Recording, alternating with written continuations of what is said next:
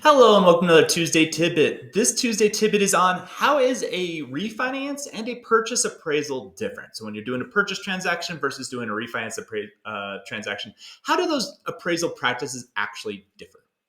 This is always a topic for some debate. With a purchase appraisal, that appraiser has a copy of the contract in their possession. Okay. That appraiser's job is to figure out what is the fair market value of this house? How much is somebody willing to pay for this house? They literally have a contract in their hands saying what that value is. Here's a price, assuming it's a reasonable buyer, reasonable seller, and two informed agents. Here is the value that they agreed to. Well, it's not shocking. 95% probably of appraisals come in at the contract price or above because they have that contract in their hands. Now, it is somewhat cyclical, okay? An appraiser's job is to look backwards and tell everybody where the market is currently at, not to try to predict where values are going. So during the spring market, occasionally when we have a lot of sales happening, and every sale is happening above the other one, right?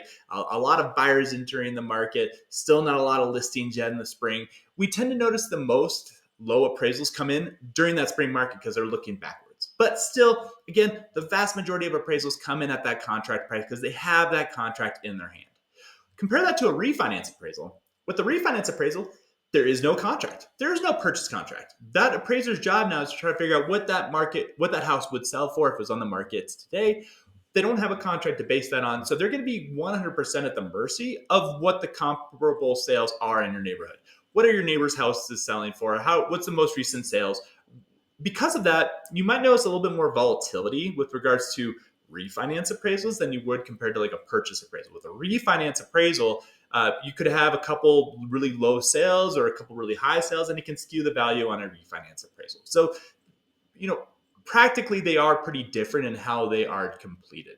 Now, the debate I mentioned, it usually exists of, hey, shouldn't that appraiser not have that contract in their hands when they go to do that appraisal? Well, they are also looking for what are the sales concessions, right? What's the situation with the buyer and the seller? Are they related parties? Like all that stuff is relevant when it comes to determining an evaluation of a house.